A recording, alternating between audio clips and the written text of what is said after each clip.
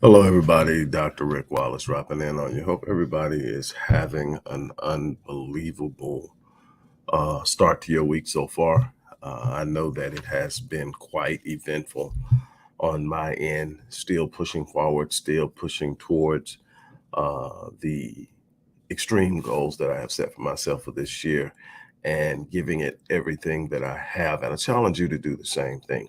Before I get started, I want to make an announcement.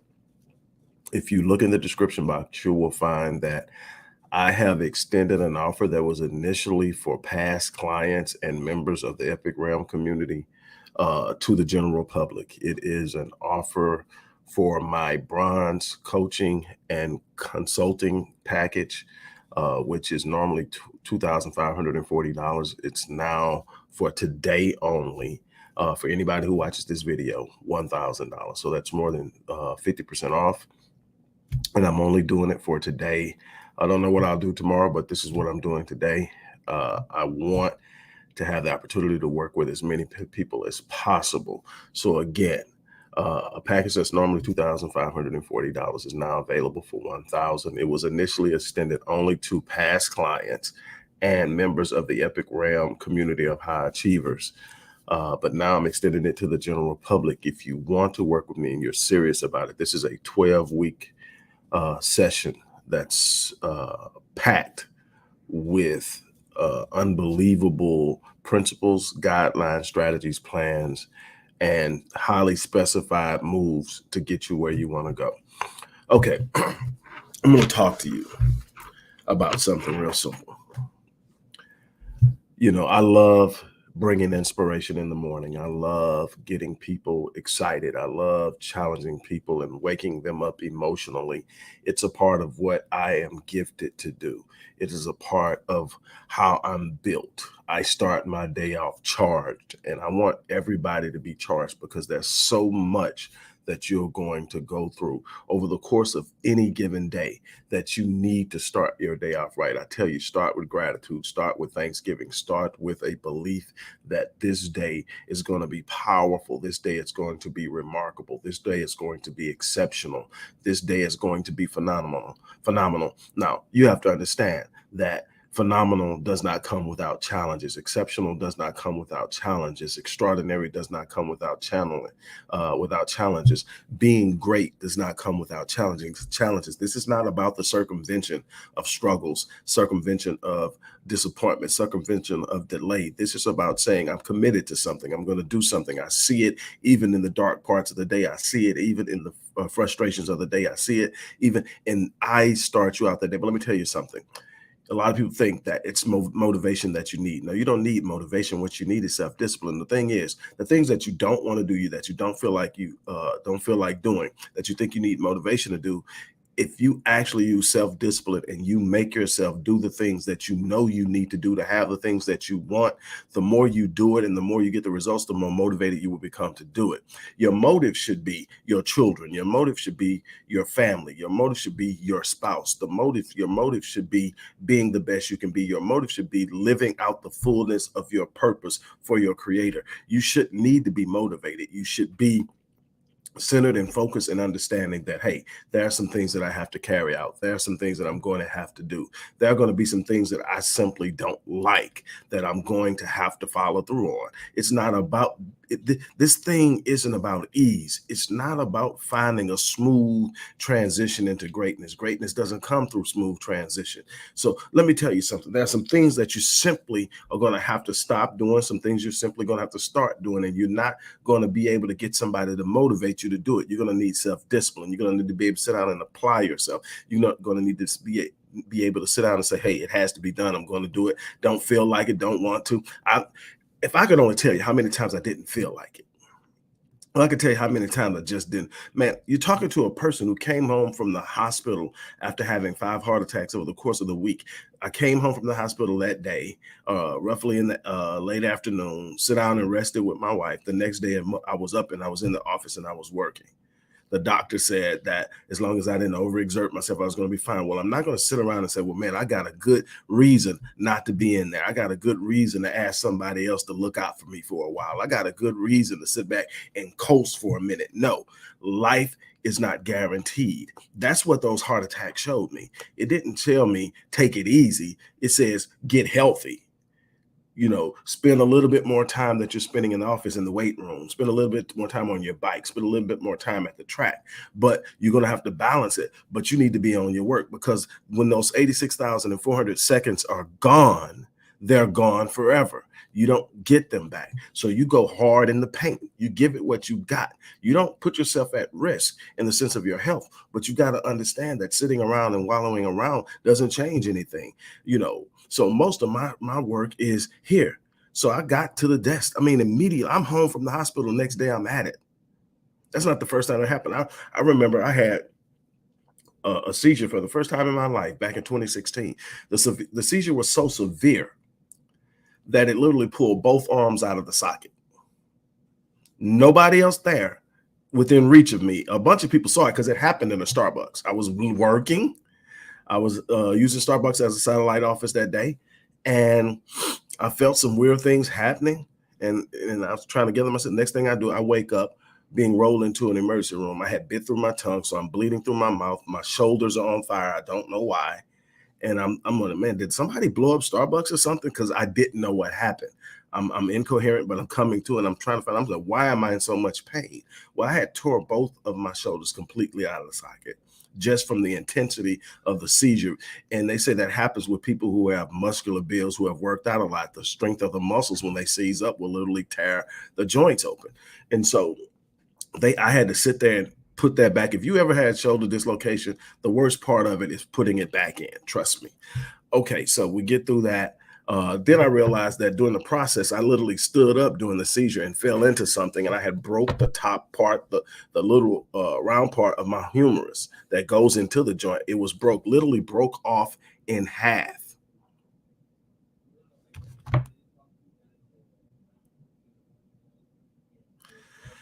Literally broke off in half. Just a piece that's not even. You look at the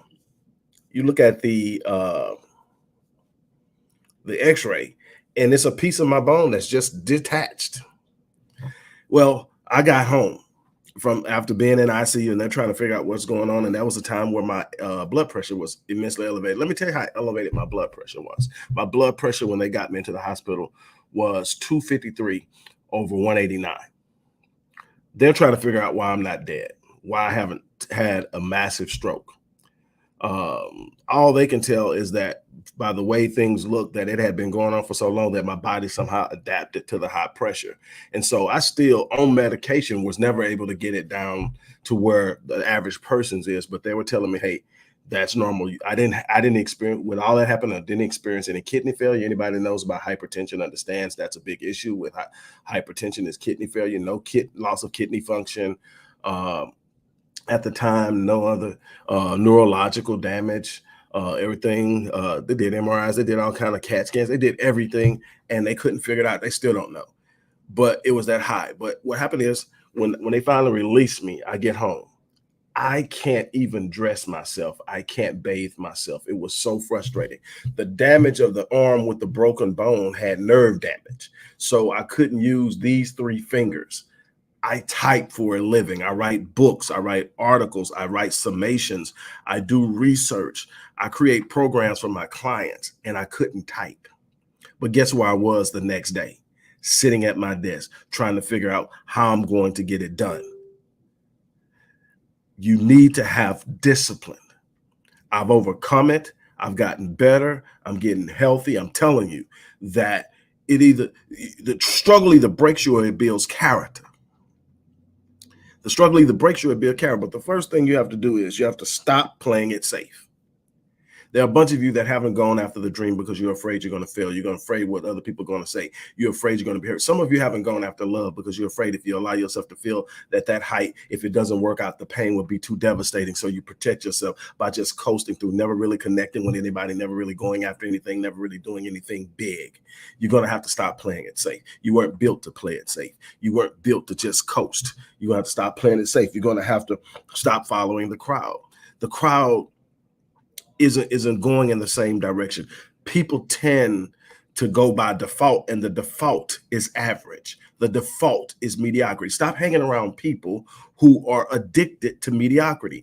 You are going to be the average of the people you spend the most time around. That's why they tell you birds of a feather flock together. That's why Paul wrote it to the church in Corinth that do not be deceived, evil company corrupts good habits. What does it mean? If you hang around someone long enough, you start to behave like them. My 11th grade teacher told me, Roderick, I don't like you hanging around him. He's not doing anything good, son. Association brings about assimilation, meaning you hang around him long enough, you start to behave like them. You need to find people that are doing the things that you want to do and get next to them. Make them a part of your circle, become a part of theirs, become a value part of theirs.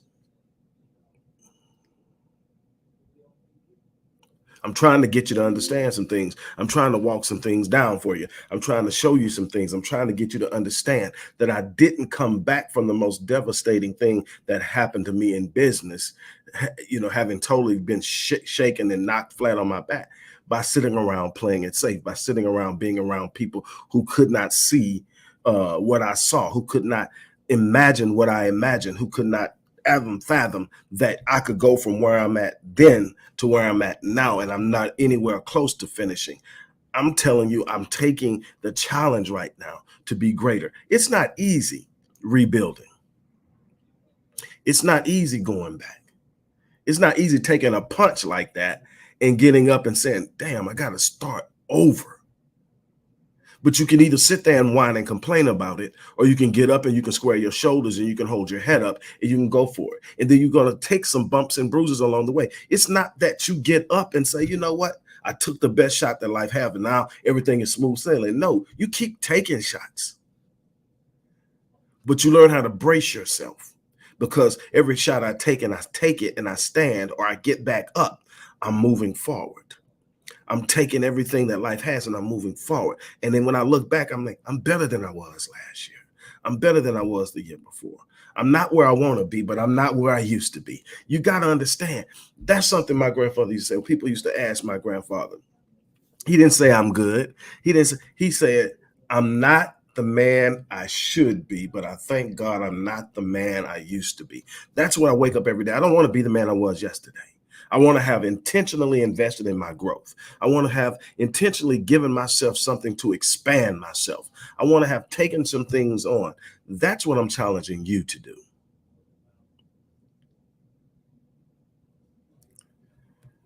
I tell my kids all the time. I tell my kids all the time. I don't feel like going to school today. My head hurts. I don't feel like going to school today. Blah, blah, blah. I said, how many times have you seen me miss work? That I wasn't in the hospital. And the hospital thing just started a few years back. Before that, I had never been in the hospital in my life. But it was on me. I hadn't been taking care of myself. I had gotten so focused on coming back that all I was doing was spending time in the office. That's a sedentary lifestyle, very dangerous. I'll get in the gym for a while, make some progress, but I like to think, man, I got to get back. I got to do this. And you got to be careful, because that awareness of what happened will drive you crazy. That awareness of what it feels like to be flat on your back will drive you crazy. It'll have you going and going and going until you pass out. You got to learn how to balance it and measure yourself. And I learned. It took some time, but I learned. But the question is to my kids, when have you seen me miss? You don't think I feel bad some of those days I get up? Hell, the last 3 days, if you've listened to me, my voice has been shot. I'm just now getting better. I've been coughing to the point that my chest hurts. But I checked, my temperature's fine. I went and got tested, no COVID. So I understand some light infection. It's not the flu. So I'm going to be fine. You work through it. You get to work and you figure out a way to get through it. Life isn't about having perfect moments. That's why so many people get so little out of life. They only go after something major when they think they've got a perfect opportunity. You are going to have to do better if you want better. So now after that, you got to be clear about who you are, and you got to be true to yourself. So many of you are trying to please far too many people. So many of you are trying to live up to somebody else's expectations. So many of you are trying to do things other way other people think you ought to do it, and you're not being true to yourself. You're not chasing down what you believe about yourself. You're doing what other people told you should be doing. Doing what other people told you is the only way to do it. Doing what other people told you is all you can do. The only limits you ever have in your life are the ones you impose on yourself. Stop letting other people put ceilings over your head. Wake up, go get it. Let me tell you something else. Doom is not your lot in life. What do I mean by that? This idea that you're doomed for something. Poverty is not your lot in life. You can overcome it. Social dysfunction is not your lot in life. You can overcome it. Revisited trauma is not your lot in life. You can heal from it. Working for someone you hate, doing something you hate doing is not your lot in life. You can change it. You don't ever have to be stuck in any situation that you don't want to be in. You have an unbelievable gift given to you by God to choose to be different, to choose to do something different, to choose to grow. It's your responsibility to rise up, to stand up, to do exactly what it is that you said you want to do. But you're going to have to go after it. You're going to have to understand it's not about being motivated. It's about being disciplined. The way I treat my wife isn't based off of motive. It's based off of discipline. It's real simple. I don't treat her based off of how I'm feeling. I treat her based off of what I promised I would do. And we're human, so you got to understand, no matter how wonderful she is, no matter how committed I am, sometimes we're not on the same page. And it would be easy to sit up during those times and half do stuff, a half wave, a half kiss. My wife, if she is honest with you, would have to tell you that when we're not on the same page, when we're at odds, he's more invested in treating me well. Why? Because I will not be controlled by feelings on things that I have to deliver on. You don't need motivation. You don't need an emotional charge. You need discipline. You need to wake up and say, this is what has to be done, and this is what I'm going to do, period, point blank, the end of the story. So I'm challenging you. Make the day the first day. You wake up, you make it happen. You go out and you do it. There are a few of you that's watching this that literally want to make a major move. As I said when I started this video, I have made a major offer. My bronze package of working with people is a 12-week package of intense, one session per week engagement. We get a lot done. That package is normally $2,540. I made an offer a few weeks ago to past clients and members of the Epic Realm community of high achievers that they could have it for $1,000 for a short period of time. I have extended that to the general public for today only. So that's a $2,540 package for $1,000. That is only for today only. If you want to work with me for 12 weeks, you see what I am. You've watched me. There are literally thousands upon thousands of videos and free content that I bring to the table every day. Doesn't cost you a penny. That provides you guidelines, principles, encouragement, inspiration. If you want to sit down and actually have this person look specifically at you and help you get to where you want to go, this is a great opportunity to do it. I'm not going to push it. I love you anyway. I'm going to be back here tomorrow or even later on the day, depending on what happens, and give you what I've always done.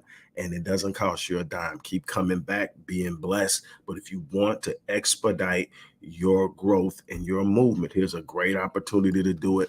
On that note, look, I'm about to get ready to get out of here. And I want to encourage you. So here it is. I'm about to check out. Remember what I always say, I live my life on full so that I can die on E.